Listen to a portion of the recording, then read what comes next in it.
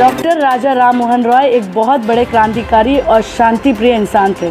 अब इसी नक्शे कदम पर मुस्लिम नेता भी आगे बढ़ रहे हैं। जी हाँ, महानगर कोलकाता में आवास फाउंडेशन की ओर से 250वें जन्मदिन के अवसर पर एक प्रोग्राम का आयोजन किया गया, जिसमें कई बड़े बड़े हस्ती शामिल हुए।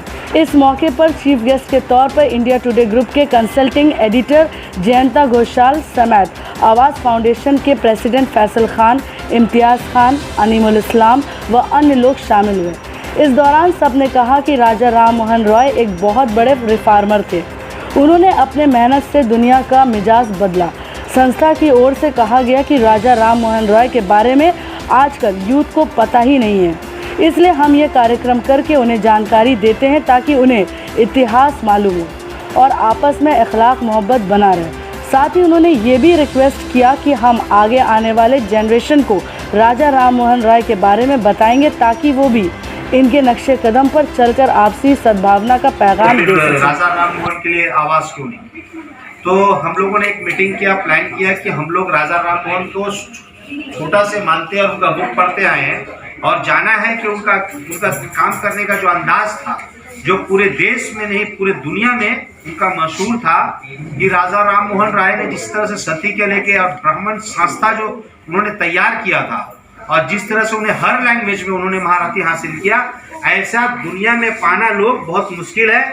राजा राम मोहन राय जो नाम था उनका राम मोहन राय नाम था। राजा जो नाम दिया था उन्होंने, अकबर एक मुसलमान थे, वो उन्होंने नाम दिया था उनका राजा।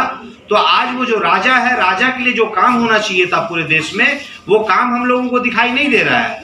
तो राजा राम मोहन का तो बहुत सारा बुक है, मगर राजा राम मोहन के लिए जो काम होना चाहिए जो देश में, वो देश में नहीं, बंगाल से लेके पूरे हिंदुस्तान में जो काम दिखाई देना चाहिए वो हम लोगों को काम दिखाई नहीं दे रहा है। इसीलिए हम लोगों ने एक प्लान किया कि आवास फाउंडेशन के जरिए से हम तमाम टीम जितने आवास फाउंडेशन के मेंबर हैं और जो मेंबर नहीं है वो सारे लोग मिलकर के हम लोगों ने ये प्लान किया कि राजा राम मोहन को पूरा दुनिया को दिखाने के लिए हम लोग, खासकर युवा समाज जो आने वाला जो जनरेशन है उसको पता नहीं है कि राजा राम मोहन क्या थे, वो क्या करते थे, वो उनका विचारधारा क्या था, उनका सोच क्या था, वो चाहते क्या थे, ये जानना बहुत जरूरी है। देखिए, एजुकेशन के मामले में उनका बहुत बड़ा योगदान रहा है हमारे देश को। ये देश को देने के लिए सती जैसा जिस तरह से पहले के लोगों ने, वो लेडीज की जो शादी होता था तो वो लेडीज को जला दिया जाता था, जेंट्स को जला दिया जाए, सब जो था वो सारा चीज को खत्म करने में राजा राम मोहन राय का बहुत बड़ा हाथ है। जो इसीलिए हम लोग आज के टाइम में, आज के समाज में हम लोग बहुत आराम से और हर संविधान को समझ रहे हैं। देखिए, 1772 में उनका जन्म हुआ और 1833 में उनका मृत्यु हुआ।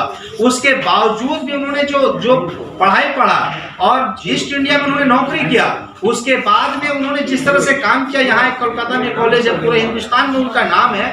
और हम चाहते हैं कि उनके लिए आवास फाउंडेशन आने वाले वक्त में जिस तरह से काम कर रहा है तो और भी इससे बड़े पैमाने पर। राम मोहन राय एक अभी का जो सिचुएशन है बंगाल में, पूरे हिंदुस्तान में जो सिचुएशन है, और हम लोग बहुत ज़्यादा देख रहे हैं कि धर्म को लेकर पॉलिटिक्स वगैरह बहुत सारा गंदा राजनीति वगैरह चल रहा है। तो उसमें सबसे पहला मुझे याद आया, राजा राम मोहन को बहुत दिन से मैं पढ़ा हूँ, बहुत दिन को फॉलो किया हूँ, बहुत दिन से उनको मानता आया हूँ कि उनका जो, जैसे पटना जाकर के उन्हें अरबी, उर्दू, फारसी वगैरह उन्होंने पढ़ा, उसके बाद में वेद, संस्कृति वगैरह उन्होंने बनारस में जाके जिस तरह से पढ़ा उन्होंने, तो वो सब मैंने पूरा पढ़ा हूँ और देखा हूँ, समझा हूँ। और उनका इंसानियत पे पूरा काम फोकस रहा है, पूरा लाइफ उनका है इंसानियत पे, कोई धर्म को लेकर उनका फोकस नहीं रहा है, इंसान को बचाया है, उसमें कोई धर्म, कोई जाति का बात ही नहीं आया है वहाँ पे।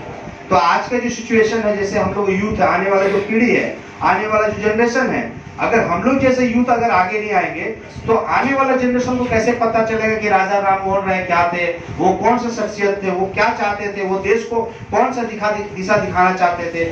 उसके लिए हम लोगों को यहाँ एक साथ हम लोग जमा होकर के बहुत खुशी और बहुत अच्छा लग रहा है, आनंद लग रहा है। जैसे डॉक्टर जयंता घोषाल है, कुंडू मैम है, सभी यहाँ पे मौजूद है, सभी का नाम लेना तो मुश्किल है, यहाँ पे सब एक पर एक महारथी यहाँ पे बैठे हैं। मीडिया प्रभारी लोग जो, उसका शुक्रिया अदा करूंगा। पूजा मैम है, बीएनआर की भी मैडम, सब यहाँ पे काफी लोग आए हुए हैं, पांडे जी आए हुए हैं यहाँ पे, और समरेश दा है, सभी अंकल लोग यहाँ बैठे हैं। सौरभ दा है, नाम तो मैं नहीं जानता, सॉरी मैं सॉरी बोलता हूँ क्योंकि मुझे पता नहीं। पब्लिशर फिल्म का प्रोड्यूसर होता है। अच्छा, पब्लिशर भी है, बहुत अच्छा बात है। अब मैं बताना चाहूंगा, आने वाला जो यूथ है, जो अभी यूथ है, यूथ नहीं जानता है राजा राममोहन के बारे में, तो ऐसा कुछ हम लोग को सबको मिलके किया जाए जो पूरा इंडिया ने, पूरा विश्व में एक और आवाज उठे। जैसे आवाज फाउंडेशन ये आवाज लगाया है, तो आवाज फाउंडेशन सिर्फ इसके लिए आवाज नहीं उठाता है, आवाज जो हर समाज में बुराई होता है, चाहे वो किसी भी मामले पर, आवाज फाउंडेशन हमेशा आवाज उठाया है। और राजा राममोहन राय को लेकर के इतना बड़ा मैं फैन हूँ, इतना बड़ा फैन हूँ कि आने वाला वक्त में अगर मुझे राजा राममोहन राय के लिए अगर उस मामले में अगर कुछ बड़ा करना हो तो आप लोग का आशीर्वाद और दुआ चाहिए।